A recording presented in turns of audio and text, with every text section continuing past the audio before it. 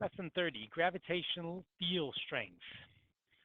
Okay, we've already combined these two formulas when we were calculating the mass of the Earth, and it's just the force of gravity and the force. We got two formulas for the force of gravity, so of course we can equate those. Um, and in the previous lesson, we solved for the test mass or the mass in order to calculate the mass of Earth. But what if we take those formulas, equate them, and then solve for little g? We get this very interesting formula, which enables us to calculate the gravitational field strength of any mass if we know its mass and we know its radius. So typically you would use this for planets and stars and celestial objects, but you could use it for anything. You could calculate your own gravitational field strength if you know your mass and your radius. Now your radius is a little, of course, you can have different radiuses because you're not a circle, but find the average and you can find out the gravitational field strength in approximately that your own body creates. All right, and this is a good formula because all we need is the mass and the radius of an object. And here's our first example. You can read over your notes here. And our first example is to determine how much a 60-kilogram person would weigh on Mars. So we have the mass of Mars, and we have the radius of Mars, and we want to determine how much a 60-kilogram person would weigh. Well, to calculate anybody's weight, you need their mass, and you need the gravity due to acceleration, or what we're going to now call the gravitational field strength, because remember, we said that this g here is both things. They're the same thing. Acceleration due to gravity, gravitational field strength, the same thing. So if we want to calculate how much a 60-kilogram person weighs on Mars, we need the gravitational field strength or acceleration due to gravity on Mars. And because of this new formula, G equals Gm over R squared, we can do that.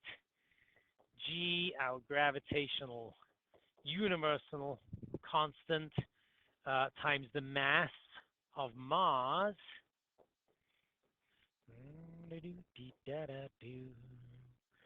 divided by the radius of Mars squared. And once again, I implore you to practice this on your calculator just to make sure you're doing it correctly. Once you've stuck that all in, you should get 3.75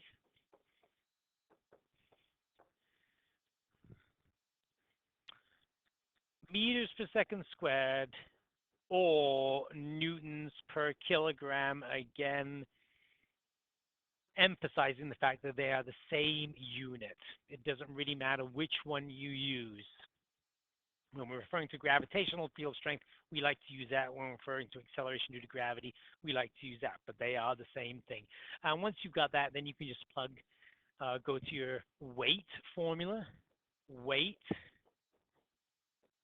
And this time we're talking about the person. I'm going to multiply that by 3.75, and that's going to give us an answer of 225 newtons. Okay, so on Mars, Mars is a smaller planet than Earth with a smaller radius. You're going to feel quite light. Right? You're going to be able to, once again, you're going to be able to jump high. If you pick up a rock on Mars and throw it, it's going to go a long way. Compare it to his weight on Earth. So on Earth, all we're doing is changing gravity due to acceleration to 9.81. And if you divide those, you are going to get 589 newtons. So a person with a 60-kilogram person is going to weigh this much on Earth and this much on Mars. Again, they'll feel much lighter. The last question, C, says determine how heavy the 60-kilogram person would feel as an apparent mass in kilograms on Mars. Okay, the term apparent mass, and it's used very deliberately because we've already determined that you your mass cannot change unless you lose weight or you cut off a body part. You can't. Your mass will not change according to your location. And that's why it's an apparent mass. So the person weighs 225 newtons on Mars. How much mass would they feel like they have? They still have 60 kilograms of mass. They're always going to have 60 kilograms of mass. But what would you feel like? So there are several ways you can do that. I find the easiest way to do these types of problems is just use a ratio. And we can say that if you weigh 60 kilograms on Earth, your weight, or sorry, if you have a mass of 60 kilograms, your weight is 598. What would your mass feel like if your weight is 225?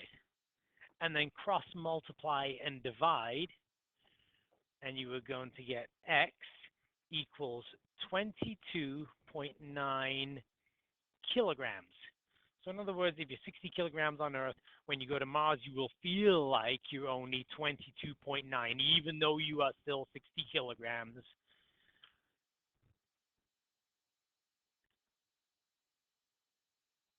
All right, and then onto the elevator. The elevator questions are great questions. Okay, again, before we do these questions, you have to put yourself in an elevator. You're standing in an elevator. You're on the bottom floor. You're going to go up. How do you feel as the elevator starts moving? And if you think about this, and if you happen to have an elevator handy in your house, go jump in it right now and do this experiment.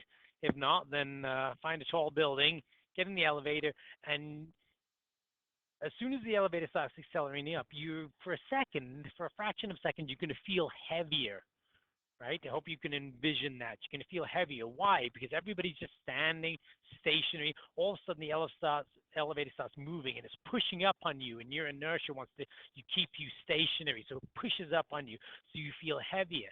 Then the elevator is moving at constant velocity. How do you feel? You feel normal. In fact, you can hardly tell you're moving once you're moving at a constant velocity.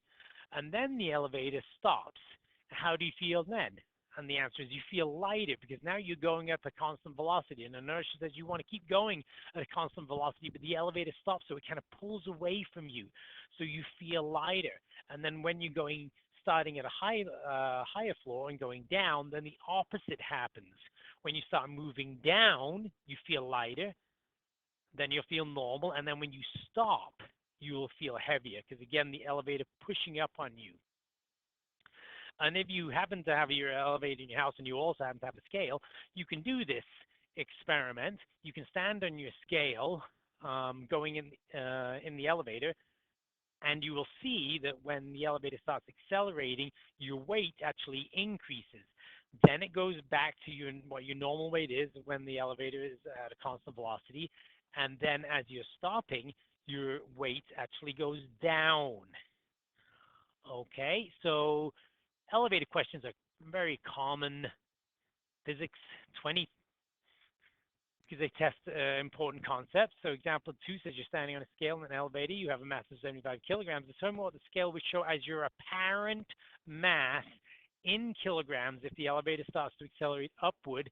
And then we're actually going to do a B part to this. That's if the elevator is going down at 3 meters per second squared.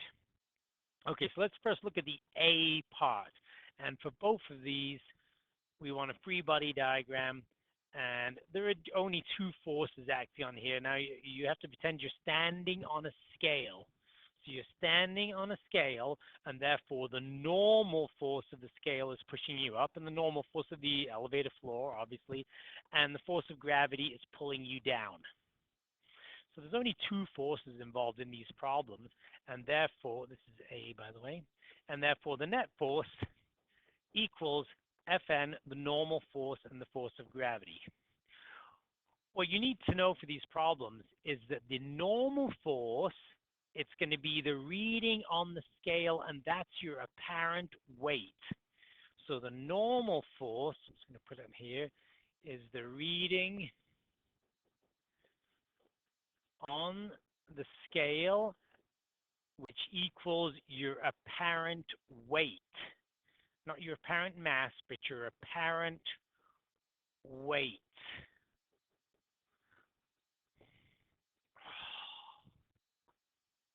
Woe is me. Apparent weight. There we go. So what are we solving for? Which variable in this equation here are we solving for? Yep, we're solving for Fn, your apparent weight. It says determine what a scale which shows your apparent mass. But before we get your apparent mass, we need your apparent weight. So we need to manipulate this formula and note that that's a minus sign, not a negative sign, right? Because we manipulated the formula. So the normal force equals the net force minus the force of gravity. If the elevator is accelerating up, then the net force is clearly positive. Gravity is always negative. So make sure you're really clear on these two, on what direction they are and what signs they're going to be. Okay, your net force is always what equation? Ma. Your force of gravity is always what equation? Mg.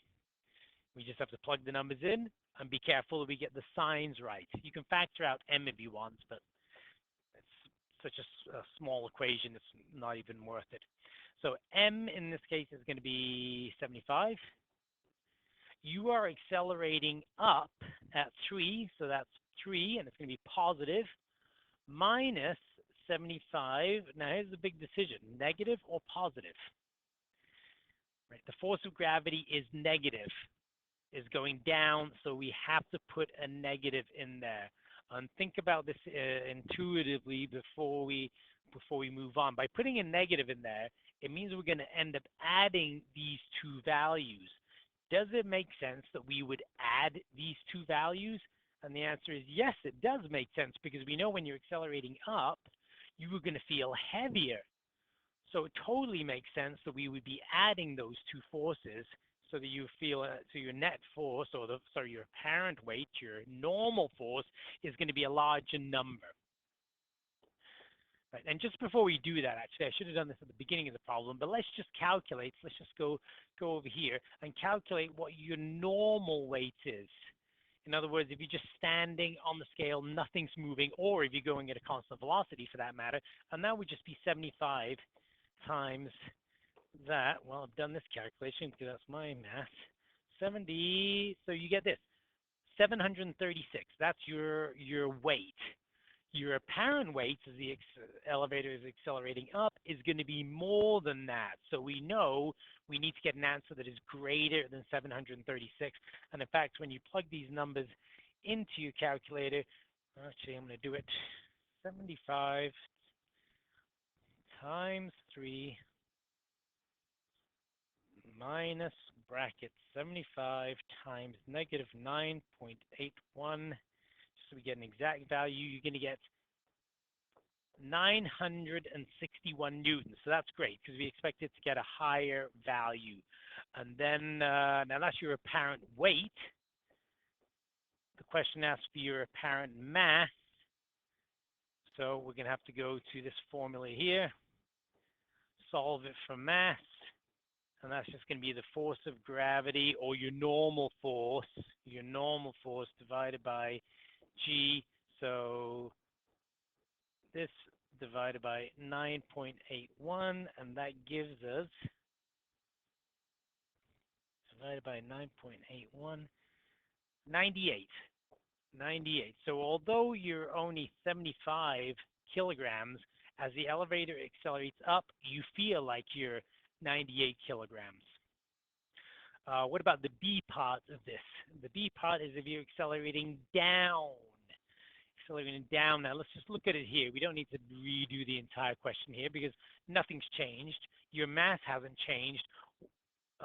This part of the equation right here has not changed. The only part that's changed is this part right here. Now we're going down, so therefore it's going to be negative, and we're going down at 4 meters per second squared. So for part B, all you need to do is change that. It's just 75 times -4, because you're going down, minus 75 times this. And again, note that by having the signs the way you have them, it means you're going to end up subtracting these two values, which we expect, because your apparent mass as you're accelerating down is going to be less. Right? So we throw those into the calculator, and we end up getting 75 times -4 minus 75, or bracket, times -9.81. Going to end up getting 436 newtons, right? Less than that 736, and then we can calculate the mass is the normal force, or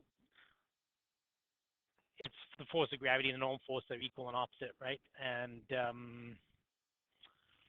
so really this is just Fn divided by G, and 436 divided by 9.81, that gives us 44, in a minute, divided by 9.81.